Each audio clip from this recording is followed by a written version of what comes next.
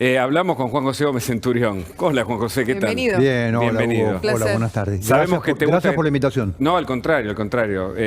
Portás la escarapela, te gusta que te digan soldado, fuiste uno de los comandos más valientes que tuvo, de los héroes más destacados, por alguna de tus operaciones en Malvinas. Queremos recordar, sobre todo el rescate al soldado Fernández, esa historia.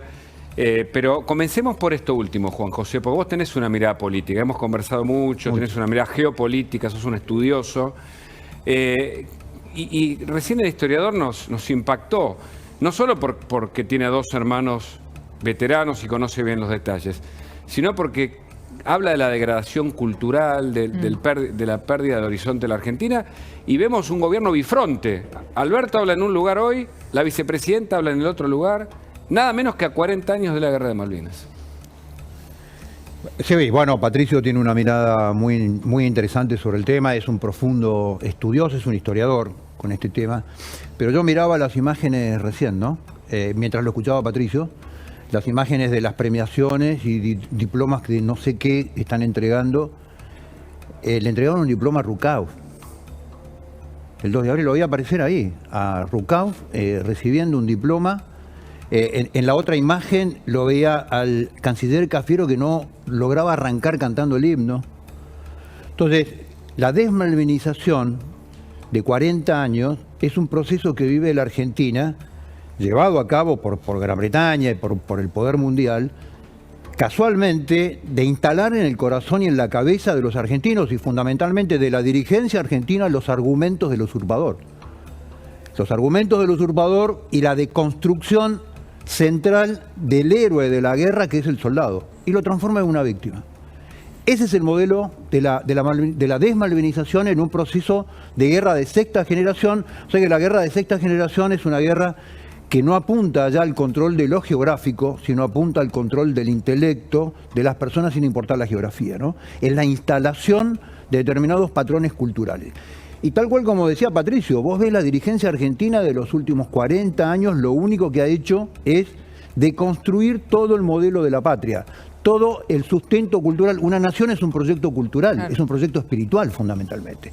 Después vienen los recursos, la capacidad productiva, pero fundamentalmente, primero, es un proyecto cultural, la patria es un proyecto cultural. Cuando vos deconstruís ese modelo cultural, lo que estás anulando es el proceso de la patria. Aborto, ideología de género, todo lo que vemos, todo lo que hemos visto en los últimos 30 años vergonzantes de la Argentina, tiene que ver con este modelo de deconstruir a la Argentina, que es el argumento del agresor y del usurpador. Decir, la Argentina no tiene razón, las Malvinas son nuestras. Hablando de la patria puntualmente, digo, hoy en un día tan especial, ¿no deberían dejar de lado todo tipo de diferencias, Alberto y Cristina, y estar juntos, unificar en un mismo lugar y en un acto el sentimiento para homenajear a los veteranos? Sí, claro, bueno, es vergonzoso. La Argentina es vergonzante.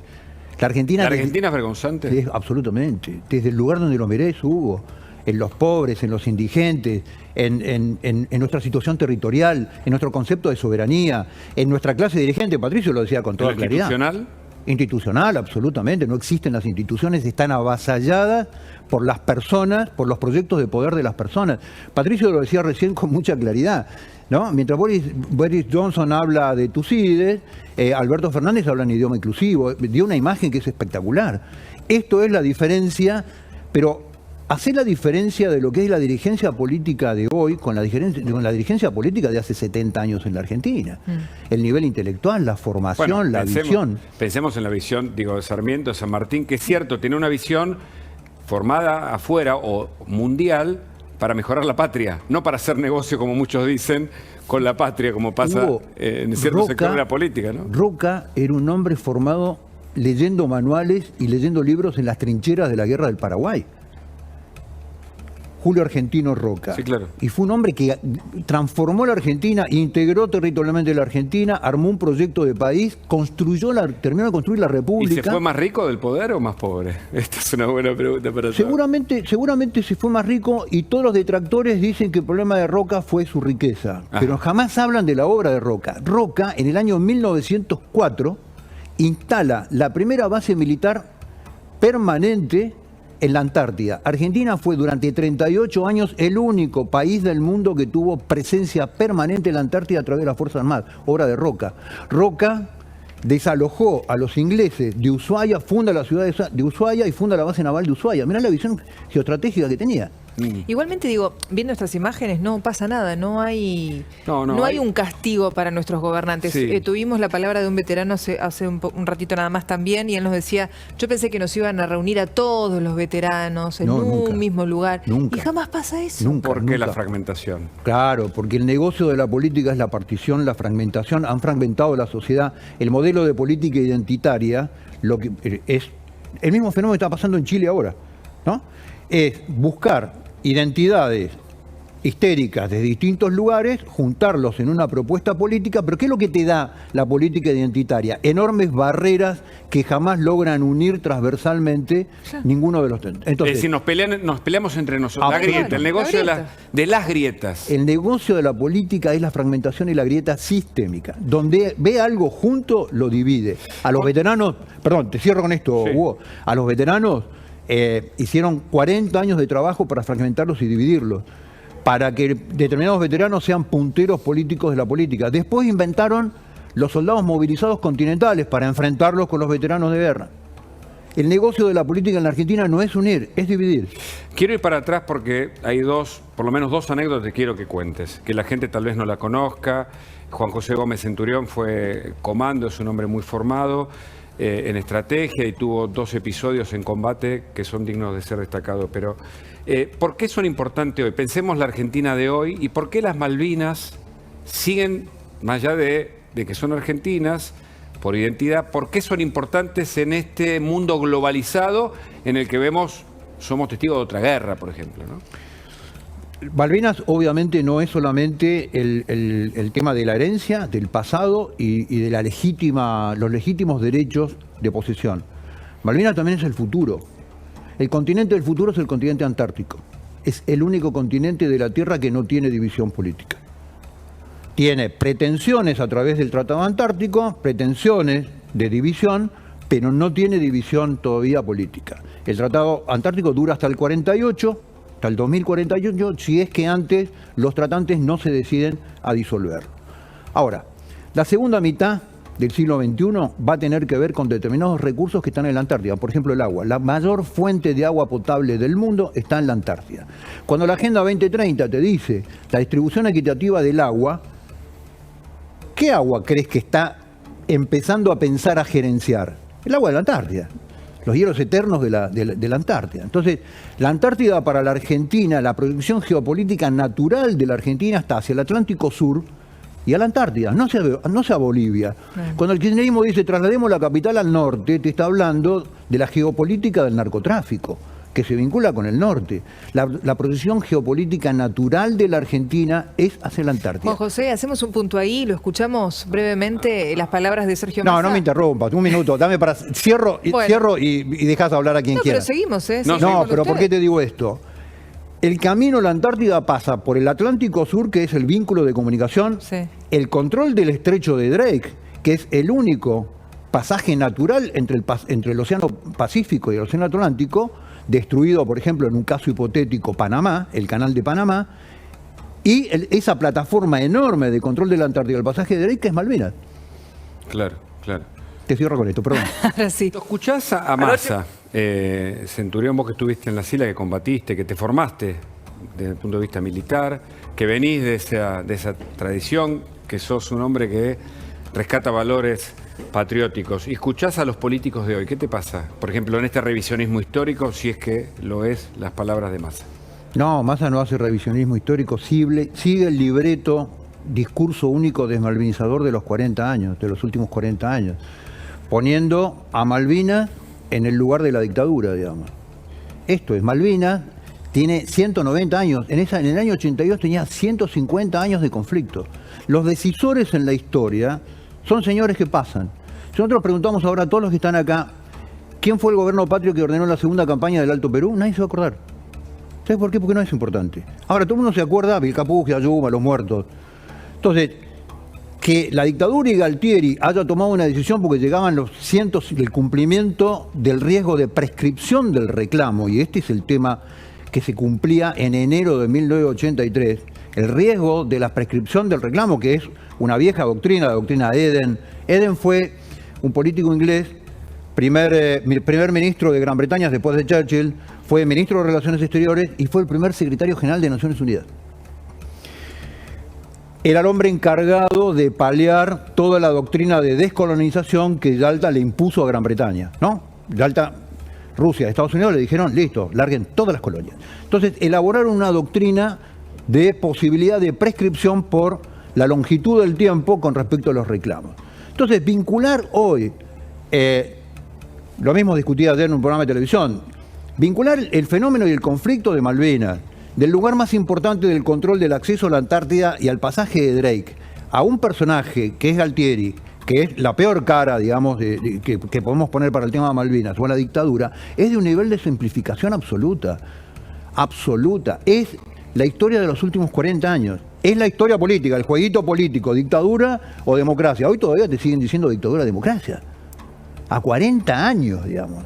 Es el único argumento que tienen. Entonces, me parece de un nivel de pobreza absoluto. Habla de lo que es el nivel de nuestra clase dirigente, que es paupérrimo. Y este es el problema. Vos formaste parte del gobierno de Macri, después te fuiste. Sí. Porque al principio coincidiste con algunas cuestiones. Hoy, que de cara al 2023 tal vez existe una vuelta de Juntos por el Cambio, ¿cuál es tu mirada? Pensando en Malvinas, por ejemplo, ¿no?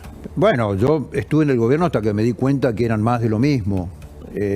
Hoy el sistema político argentino está conformada por dos modelos. Un modelo que es el modelo neochavista del kirchnerismo y otro modelo que es un modelo puramente socialdemócrata, que es Cambiemos o Juntos por el Cambio, o el nombre que le quieran poner, el nombre que sea adecuado para el 2023, digamos, ¿no? Han destruido los partidos, las instituciones de los partidos políticos la han destruido, le han pasado por arriba, han puesto los partidos políticos a disposición de las personas y han puesto las instituciones y el Estado a disposición de las personas. Esto es lo que han hecho durante el último tiempo, y Juntos por el Cambio ha demostrado no ser distinto, ni con el tema Malvinas, ni con el aborto, ni con la ideología de género, ni con ningún tema sustancial que haga la cultura. No fue argentina. una sola cosa lo que lo desencantó. ¿Perdón? No fue una sola cosa lo que lo desencantó. No, cuando Cambiemos se pasa 2 años imprimiendo bonos y vendiéndolos en Wall Street, y después toma 55.000 millones de dólares para pagar los bonos y nos deja para gasto corriente. Porque una cosa es endeudarse para hacer un activo, para hacer una obra, para hacer un puerto de aguas profundas, para profundizar una transformación del Estado. Bueno, como cualquier familia, la familia crece endeudándose. Sí, bueno. Sí. Comprando una casa, agrandándola, comprando un auto, comprando bienes. Ahora, cuando te endeudas, tomás un crédito para pagar la tarjeta de crédito, como familia sos un suicida. Y como gobernante, lo que estás haciendo es transferirle esa deuda a nuestros bisnietos. Con lo cual, había un problema de déficit que había que corregir, de déficit fiscal también ahí, que no se podían corregir porque se pensó que venían los capitales que nunca llegaron. No, vinieron los capitales, Hugo. Hubo más de 50.000 millones de dólares en capitales, que fue al único rubro donde Juntos por el Cambio le dio la posibilidad de la inversión. ¿Cuál era? El financiero. Vos ponés la tasa de las LELIC a 75% y el dólar barato a 17 pesos. Con el resultado de la LELIC compras dólares y te los llevas afuera. Es una bicicleta pero cantada. La habíamos visto ya en el gobierno de Martínez de Oz. Volviendo a las Malvinas y a los 40 años. Hay una preocupación real, digo, que el presidente hable en la BBC sobre la soberanía argentina, o que tal vez las Naciones Unidas lo planteen en alguna de sus discusiones. ¿Cambia este eje o la Argentina hoy está lejos de acercarse a esa recuperación? No, Argentina perdió 40 años en una estrategia diplomática para generar los vínculos en el mundo, para llegar a la negociación. Cuando vos analizás los últimos 40 años de la política exterior argentina, es una política que ha ido desde el arranque con Alfonsín a un intento de alianza con la Unión Soviética hasta que desapareció la Unión Soviética en el Atlántico Sur. Después fuimos en las relaciones carnales con Estados Unidos. Después fuimos en las relaciones carnales con Irán y Venezuela. en la misma cama y sin cambiar las sábanas, y después pasamos a las relaciones carnales con China. Entonces lo que Argentina tiene es un Cambiar la problema. sábana estuvo bien. Lo que Argentina tiene es un problema de promiscuidad estratégica. En ese modelo es imposible desarrollar una estrategia de negociación.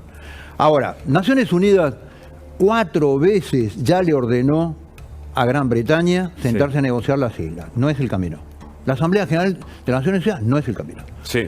Segundo, la negociación bilateral con Gran Bretaña no es el camino. Tal cual como lo decía Patricio, se lo puede tomar con matices.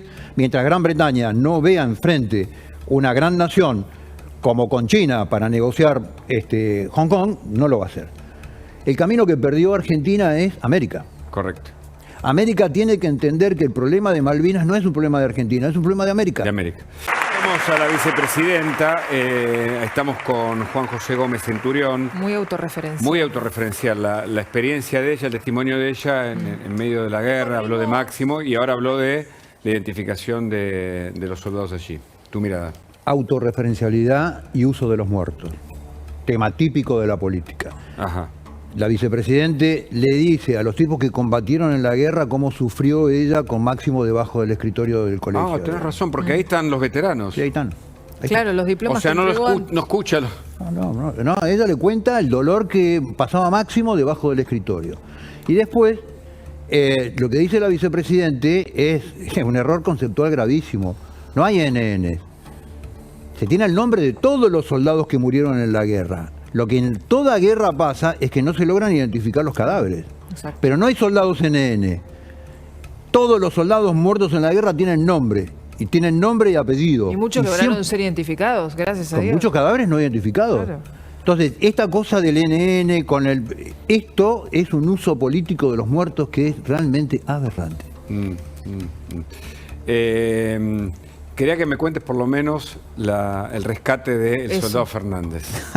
Por favor, porque en este día en Vale. el que se recuerdan los 40 años de Malvinas, vale la pena la historia, sí, de quien estuvo ahí, ¿no? De quien estuvo combatiendo. Dale, Juan José. Sí, el día 28, a media mañana, hacemos el último contraataque en Darwin, mi sección, 38 hombres. Salimos a buscar al enemigo hacia el sector norte. Vos eras el jefe del comando. Yo era el jefe de la compañía, el jefe de la sección. Tenía 23 años, era subteniente. Lo salimos a buscar, lo Vamos encontramos. a ver algunas fotos ahora para ilustrar este Sí. momento. Lo encontramos en una loma. Mirá, esto es el tercero. Al lado mío, a la izquierda, está el teniente Roberto Néstor Esteves, muerto en el combate de Darwin. Y al lado mío, el subteniente Reyes, que fue el subteniente que enfrentó el desembarco en San Carlos. Bueno, les contaba. Vos te habías formado militarmente, pero pensabas ir a la guerra. Acá vemos una foto tuya de Sí, hace sí. algunos años. El día de la jura de la bandera en Darwin. ¿Te habías formado? ¿Estaba dentro de tu idea inicial que podías ir a una guerra? Sí, claro. Yo elegí mi vocación militar para defender a la patria y para en el momento que la nación necesitara de mí en una guerra, estar listo, dispuesto, entrenado y listo para entrar en combate. Y ahora vamos al punto, pero ¿y el entrenamiento como comando para aplicarle a la gente? ¿Qué significa? ¿Qué adiestramiento y formación tenés? El curso de comandos es un curso que forma fracciones de cuadros que van a operar detrás de las líneas enemigas, aislados del resto del dispositivo, y que usan para infiltrarse tanto el paracaidismo, la infiltración aérea, como la infiltración por agua, con lo cual conoces técnicas de buceo, sos paracaidista, y estás entrenado para conducir fracciones pequeñas, absolutamente aisladas, cumpliendo misiones de naturaleza de táctica superior o estratégica. Muy arriesgadas, por cierto. Sí, claro, sí. Todo muy Con arriesgado. mucha estrategia y sabiduría en lo que se llama supervivencia, ¿no es cierto? En el terreno de acción. Ejecutar la supervivencia, ejecutar acciones cortas, sorpresivas, de un altísimo nivel de impacto. Ahora, pero Ese es el entrenamiento. Más allá de la preparación con la que uno puede llegar, ¿cómo se convive con el miedo? Porque el miedo no es onzo, ¿no? Y en una guerra, ¿cómo se convive? Se convive, lo peor en una guerra es detectar a las personas que no tienen miedo. Se convive con el miedo. Claro. El entrenamiento consiste en aprender a Atravesarlo. contener el miedo y hacer las cosas superando el miedo. Y el entrenamiento consiste en eso, llevarte a distintos niveles de miedo, ver que los podés superar y sistemáticamente y paulatinamente vas entendiendo cómo funcionan determinadas cosas. Y mucho se habla por partir de las películas, el imaginario social, se hablan de los hilos, de los boinas verdes. ¿Es equivalente la formación que vos tuviste a ese tipo de fuerzas especiales? Sí, de Rangers, sí, especialmente de Rangers, boinas verdes, SAS.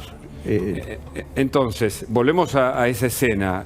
Hay un enfrentamiento y se pierde uno de tus soldados.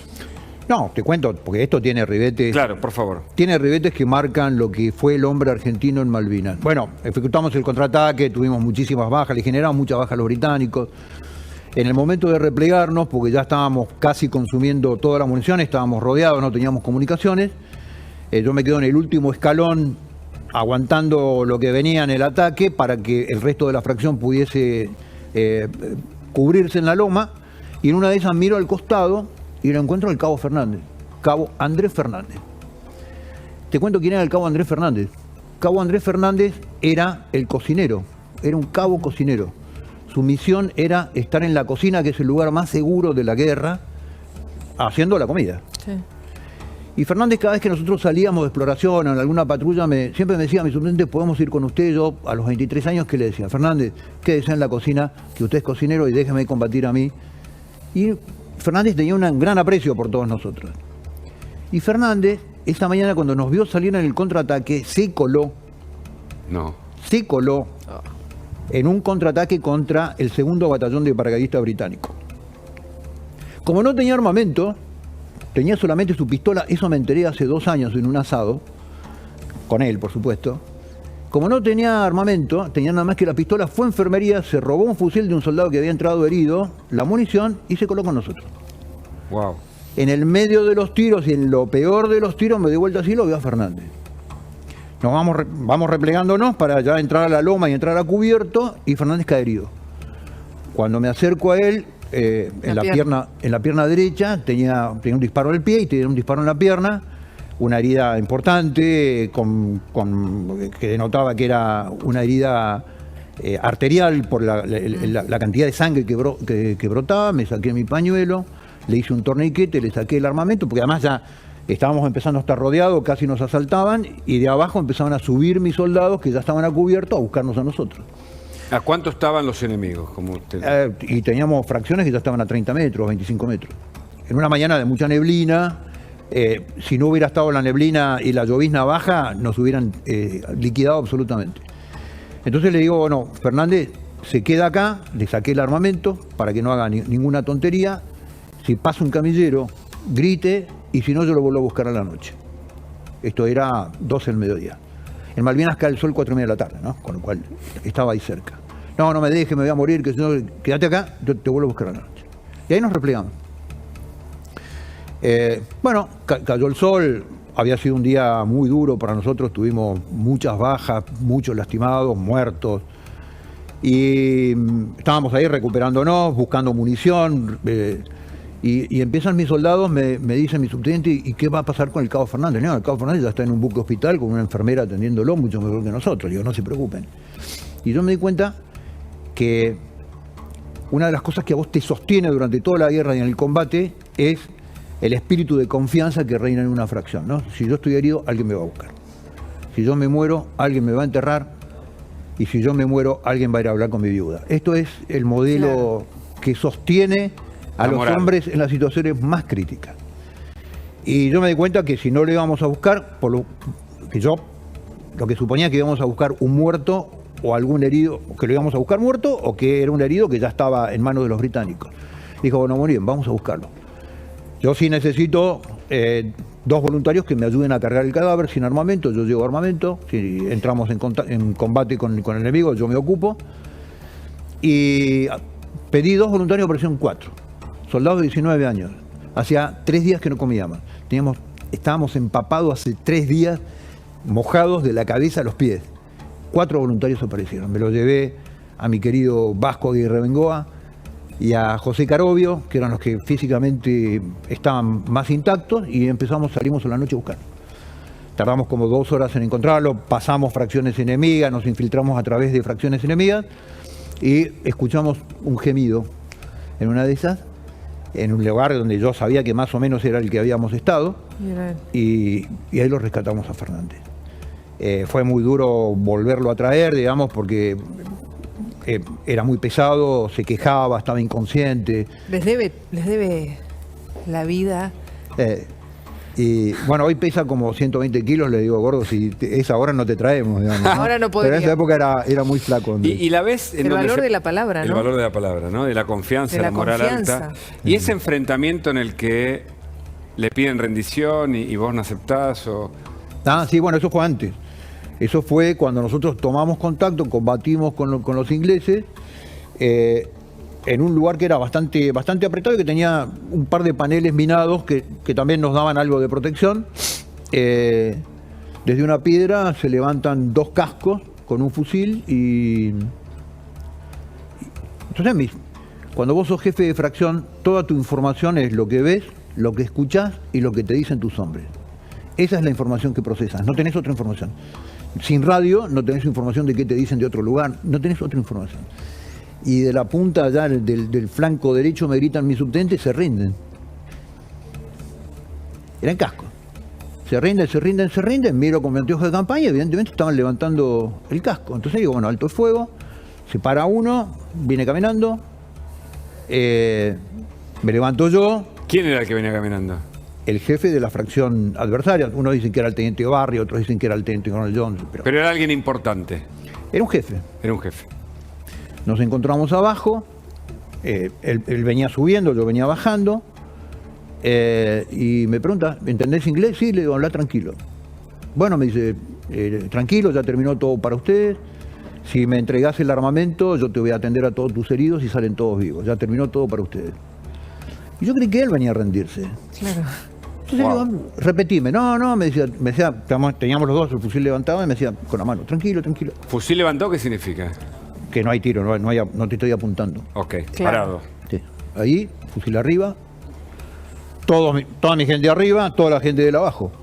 ¿Qué escena? Oh, no volaba. ¿La recordás visualmente en tu cabeza? Sí, claro, tengo las fotos del lugar donde fue todo.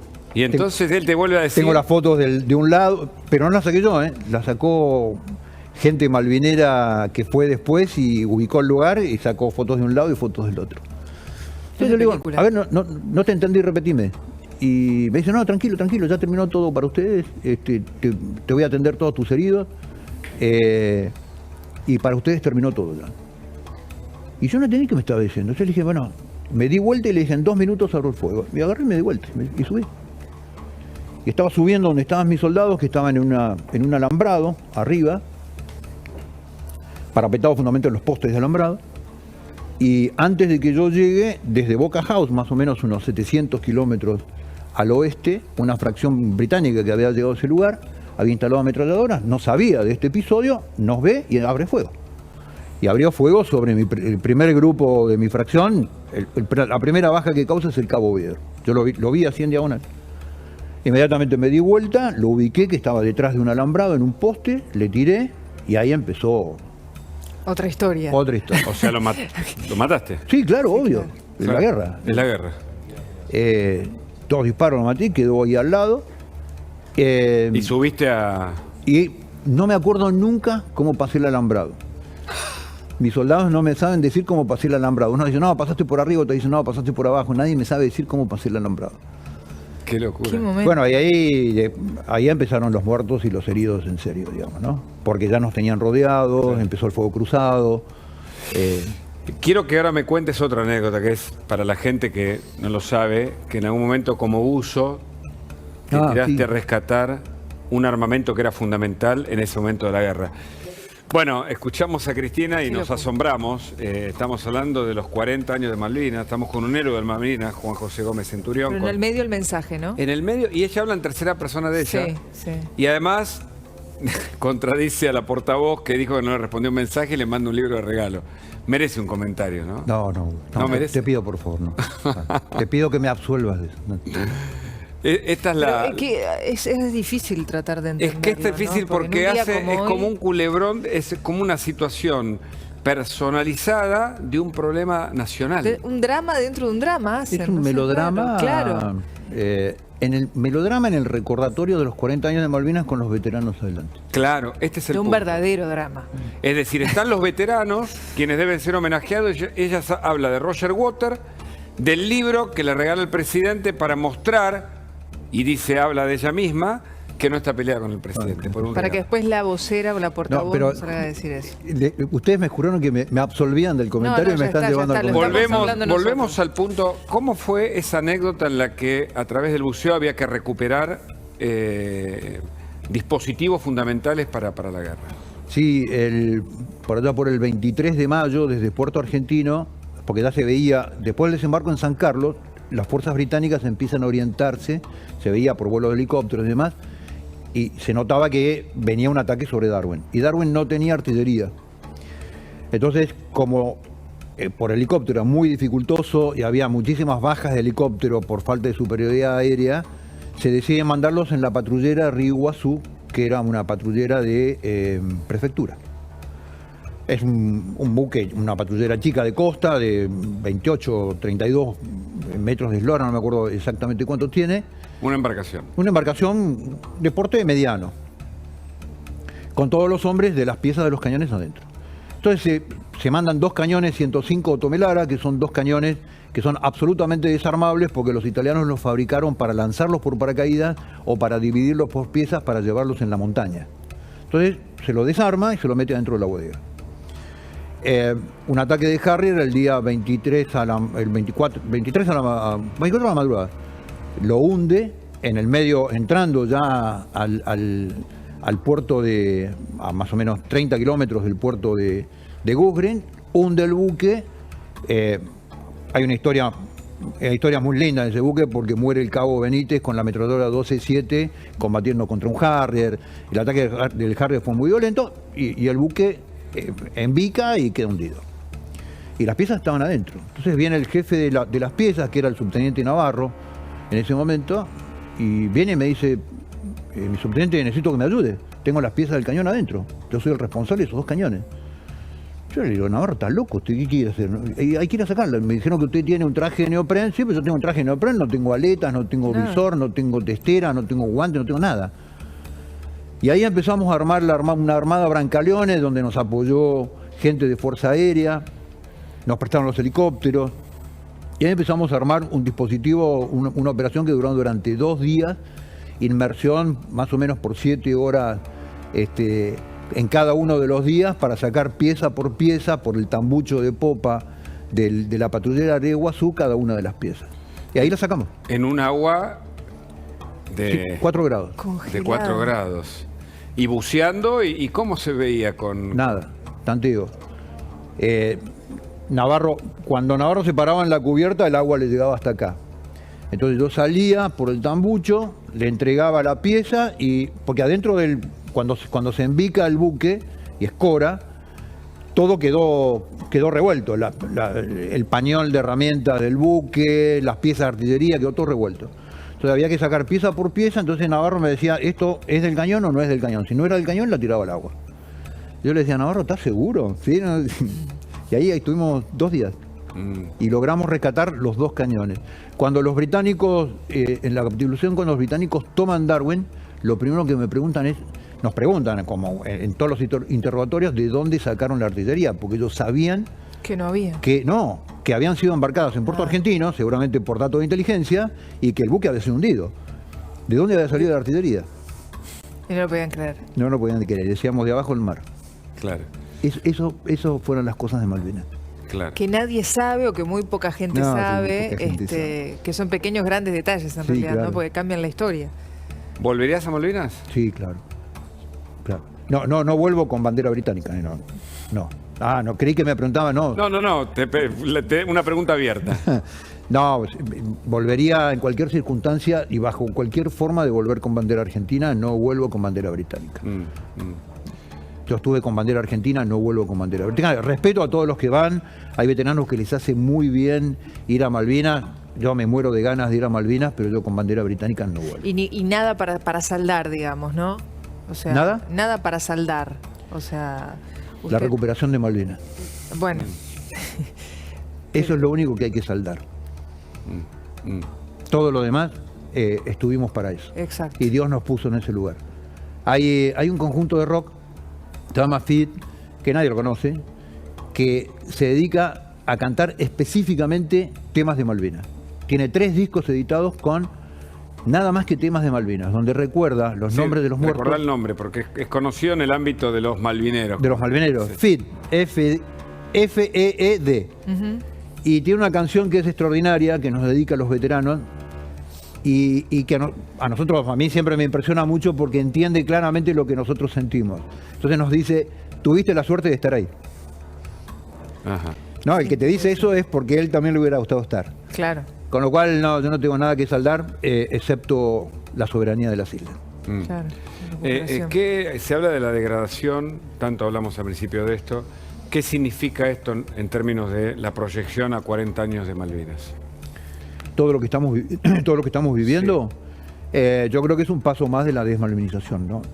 Para recuperar Malvinas hay que recuperar la Argentina. Las Malvinas están invadidas, las Malvinas y el 40% de lo que nos corresponde del Atlántico Sur están invadidas por los británicos. Y el territorio continental argentino está invadido por una manga de delincuentes que es la dirigencia política argentina, donde están todos los que estamos viendo por televisión. Para recuperar Malvinas, Argentina debe recuperar primero la Argentina. Y para eso necesitamos decirnos la verdad, porque sé que te generó mucha repercusión en su momento cuando hablaste del tema de desaparecidos y demás. No te quiero meter en la polémica, simplemente quiero decirte, ahora que se habla de la memoria, el otro día, ¿qué te pasó cuando viste esa marcha? Yo recuerdo que gente del radicalismo no estuvo presente ahí. Hay como una reinstalación de la posverdad. ¿Qué te pasa con todo eso? Vos me conocés, yo me caracterizo en la política por decir las cosas que pienso y por dar datos históricos sobre cada uno de los temas. Yo instalé la polémica en el año 2016 como funcionario público y hablé de las 22.000 mentiras, ¿no? ¿Qué significa eso para la gente? Las 22.000 mentiras es haber mentido sobre el relato de los 30.000 desaparecidos. Los desaparecidos fueron los que fueron. Y tenés la versión de la CONADEP y tenés la último decreto firmado por Cristina, no superan los 7.300. Entonces no es lo mismo en términos de valor histórico para la Argentina y de educación para las generaciones que vienen, decir la verdad, que inventar un relato. Porque ahí tenés la contracara. La contracara de lo que hizo desde el radicalismo con Alfonsín hasta acá es Mandela. Mandela se comió 22 años de prisión en la peor cárcel de Sudáfrica, con un movimiento que era absolutamente marginal, que era el tema de la instalación del derecho a voto y del derecho cívico de la población de color. Con una minoría blanca, despótica, con una metodología muy cruenta. Entonces cuando Mandela toma el poder y es elegido presidente, obviamente venía el sistema de revancha. Venía un sistema de revancha de 25 años de guerra civil en Sudáfrica manejada por la minoría blanca. Y Mandela dice no tiene ningún sentido que nosotros nos dediquemos con el derecho penal ahora a perseguir un proceso de guerra civil de 25 años. Es más importante saber la verdad, porque es lo que va a cultivar al sudafricano del futuro, que intentar hacer justicia. Y establece los juicios por la verdad. ¿Qué consistían los juicios de la verdad? De los dos bandos, ¿no? Tanto del bando de la subversión como del bando oficial del Estado, vos te sentás y decís lo que hiciste y estás absolutamente liberado de responsabilidades jurídicas del pasado. Ahora, si vos ocultás algo, vas a ser inmediatamente juzgado. Y en 5 años, Mandela unió a Sudáfrica y la proyectó al mundo. Esto es un estadista.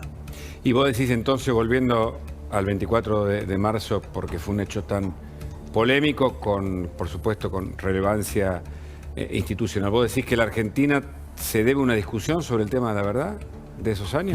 No hay discusión, Hugo. A ver, el curro de los derechos humanos sigue siendo un negocio de la política. Es un negocio en términos políticos y para muchos un negocio en términos financieros.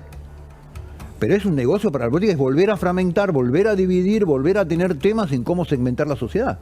Por ejemplo, que se den dineros, millones de dineros a quienes teóricamente sufrieron el exilio, incluso previo a la dictadura, por ley todo ese disparate. Tener un sistema preferencial cambiario para los familiares de aquellos que se declararon por decreto desaparecidos o perseguidos políticos, como salió en el año 2020.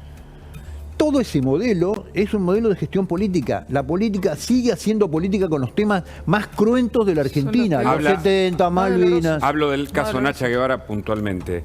¿Qué es lo que te genera más ruido? ¿Que alguien como Nacha Guevara reciba ese subsidio o que el gobierno se lo otorgue? Todo. Las dos cosas. Claro. Es un negocio a dos puntas. Sí. Patricia Bullrich cobró también un subsidio por estar mandada por los padres para afuera durante, qué sé yo, 2 meses, 3 meses, también cobró un subsidio. Una jueza de la Corte Suprema, Argibay, había cobrado un subsidio. Entonces, ¿por qué no se habla la verdad en la Argentina? Porque al poder en la Argentina la verdad le duele porque está manchado. Ese es el tema. Por eso no se habla la verdad. En general, toda la clase dirigente es cómplice del modelo de mentira sistemática. El uso de los muertos, el uso de los hechos crueles de los argentinos, de los hechos más duros de los argentinos. ¿La viste a la vicepresidenta recién? Usando a los muertos para que la aplaudan en un homenaje a los veteranos. Ahora, ¿cómo se erradica algo que está tan enquistado en nuestro ADN? Porque claramente como sociedad somos así. No queremos hablar de ciertos temas.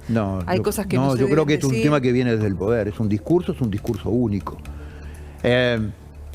Cuando vos ves un proceso de transformación en cualquier organización, la más chica, la más grande o una nación, la dirigencia tiene mucho influjo en eso. Porque como vos ponés la regla de juego, claro, la gente tiene una conducta contextual. Entonces, si la gente ve sistemáticamente malos ejemplos en sus dirigentes, la sociedad dice, ¿por qué no yo? Este es el punto. El problema de la Argentina es la dirigencia. Bueno, con la pandemia pasó eso. Ahora, fue más que claro. Ahí tenés un ejemplo clarísimo. Vos pagaste un costo alto cuando hablaste de los 8.000 y no 30.000 desaparecidos, ¿no? Sí, claro. Sí, lo criticaron mucho. Se lo criticó mucho. ¿Y estás arrepentido o siempre te jugás por aquello? Digo, porque una cosa es que uno lo cuente en un círculo, pero otra cosa es que lo abra hacia la sociedad con la contundencia que eso significa en la memoria reciente, digamos. Hugo, yo sobreviví a una guerra. Yo conduje 38 hombres que fueron leones en la guerra. Yo enterré a mis soldados. Hay una foto por ahí que yo te mandé que si después la querés poner del 6 de junio. Yo tengo una responsabilidad y esa responsabilidad es decir la verdad. No me importa el costo, me importa nada el costo que pague por decir lo que yo pienso y por decir lo que yo creo que tengo que decir. Esa es mi sección, mirá. Esa es la sección Romeo el día que juraron la bandera allá por el 22 de abril. Ahí al fondo ves la población de Gusgren en la bahía y eso es un helicóptero Chinook de Fuerza Aérea que nos llevaba a muchísimas operaciones.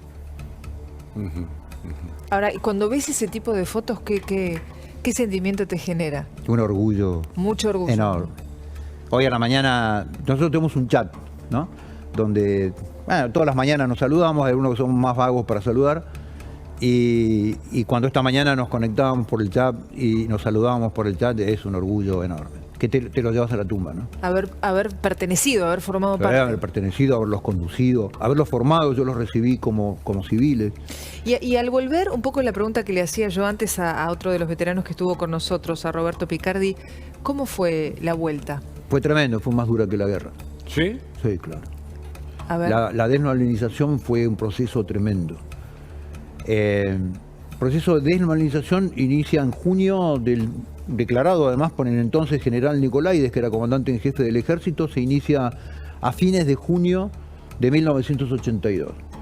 Y tenía por objeto sacar a Malvinas de la cabeza de los argentinos y del corazón de los argentinos. No se habla más de Malvinas. Desmalinicemos. Desmalinicemos el ejército, desmalvinicemos la educación, para que los chicos no hablen más de Malvinas. Y en el fondo, vos lo que ves, la contracara de la desmalinización es que fue un proceso de instalación de los argumentos del usurpador durante 40 años y de deconstrucción del sujeto de la historia de Malvinas, que es el soldado argentino, el soldado conscripto argentino, que es un héroe, y transformarlo en una víctima. Esto fue el modelo. ¿A vos también te bajaron alguna línea, como dijo algún veterano, sobre lo que se podía decir, no se podía decir? Sí, claro. No hablar, lo hicieron firmar papeles. Y cuando yo jamás fui en ese tema demasiado obediente. Yo empecé a hablar de Malvinas apenas llegué de Malvinas. Y la verdad que uno permanentemente estaba diciendo, che, cuídese con este tema, deje de hablar de Malvinas, termine con este tema, era una cosa sistemática, ¿no? Queremos conversar, estamos con Juan José Gómez Centurión, nos vamos metiendo en distintos terrenos porque claramente a 40 años de Malvinas, la verdad se hace un deber y una obligación.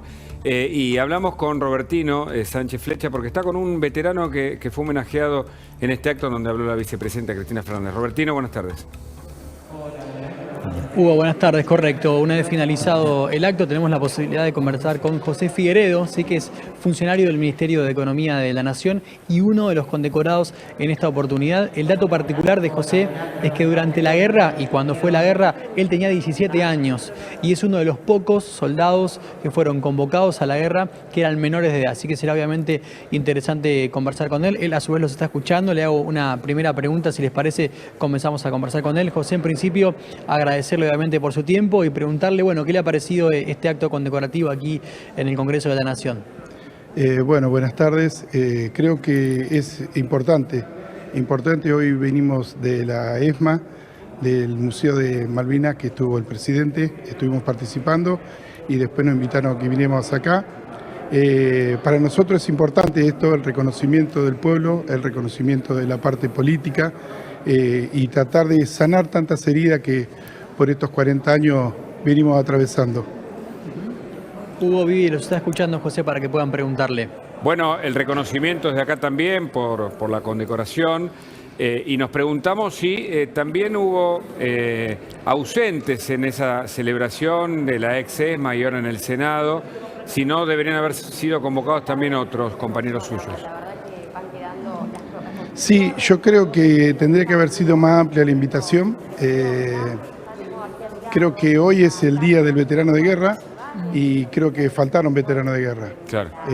Como ustedes saben, hace muy poco estuvimos en una movida acá reclamando el tema de salud, en la cual hemos sido reprimidos. Hemos estado más de 4.000 veteranos de guerra de todo el país y hemos sido reprimidos, nos han lastimado y vinimos a buscar lo que necesitábamos, que era salud.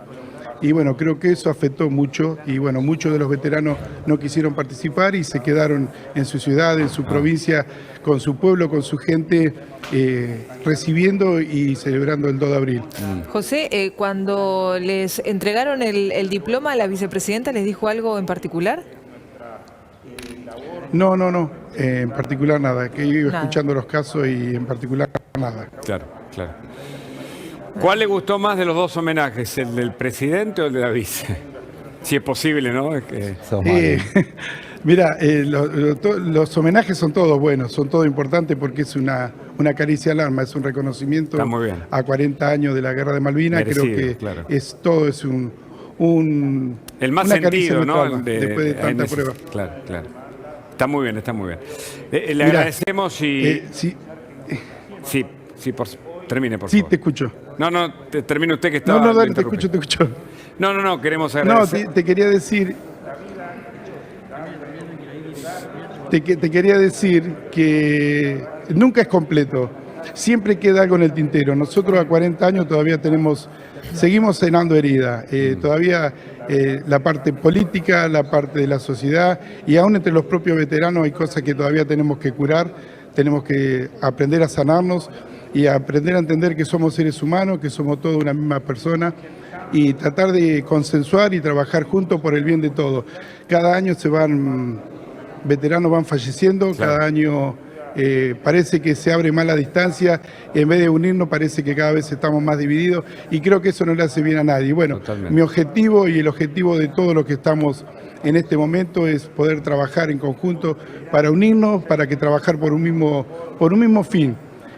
Como hoy decía el presidente de la Cámara, que un día podamos volver a ver flamear la bandera en Malvinas, creo que si estamos juntos, creo que lo vamos a poder lograr. José, más allá de la dirigencia política, ¿cómo siente la mirada de la sociedad? Y si cambió con respecto a la guerra desde hace unos años esta parte. Sí. Hay una gran parte de la población que cambió. Nosotros nos sentimos, yo vivo en la ciudad de Mar del Plata. Mar del Plata tiene muchos veteranos de guerra, tiene más de 800 veteranos de guerra. Sí. De hecho, los que tomaron Malvinas, el 2 de abril, los que recuperaron Malvinas son de Mar del Plata, los comandos anfibios, buzo táctico, y todavía aún siguen vivos y están con nosotros. Y bueno, y la sociedad responde, la sociedad cada 2 de abril, cada acto que nosotros estamos, nos apoya, está con nosotros. De hecho, anoche nosotros estuvimos en la vigilia y estaba lleno, no había lugar, muchísima gente, y hoy nos mandaron video, el acto central a las 10 de la mañana, fue impresionante la cantidad. El pueblo siempre está con los veteranos, el pueblo siempre está con nosotros. Gracias, le mandamos un abrazo cálido. Bueno, listo, Muy gracias amable. a ustedes. Hasta luego. Gracias, Robertino, también. Sí, volvemos con vos en instantes. Una última, Centurión, agradeciéndole su visita aquí. Que no convoquen a todos. O si a usted lo hubieran convocado, ¿usted hubiese ido hoy a este acto de gobierno? Depende para qué convocar. Si vos como gobierno decís, a los 40 años de Malvinas el Congreso de la Nación vota una distinción a todos los veteranos de guerra, yo voy. Ahora, esto que no se sabe quién es, cuál es la medalla, cuál es la distinción, a quiénes convocan, esto es política. Están haciendo política con los veteranos de guerra, ahí no voy. Claro. No voy ni loco. Claro. O sea que hoy no hubiera ido. Pero además no lo Claramente. convocaron. Esto es lo extraño. No, y no convocaron ¿Cómo a todos. funciona? Que es una dedocracia, es. Claro, ¿cómo fueron elegidos los que...? Deben ser veteranos que están vinculados a determinadas dependencias nacionales y que fueron propuestos porque están adentro de la función pública. Claro. Aclaro, ¿no? Dedocracia en términos de que seleccionan a algunos Sí, sí, cuando sí, sí. el universo debería Por convocar a supuesto. todos.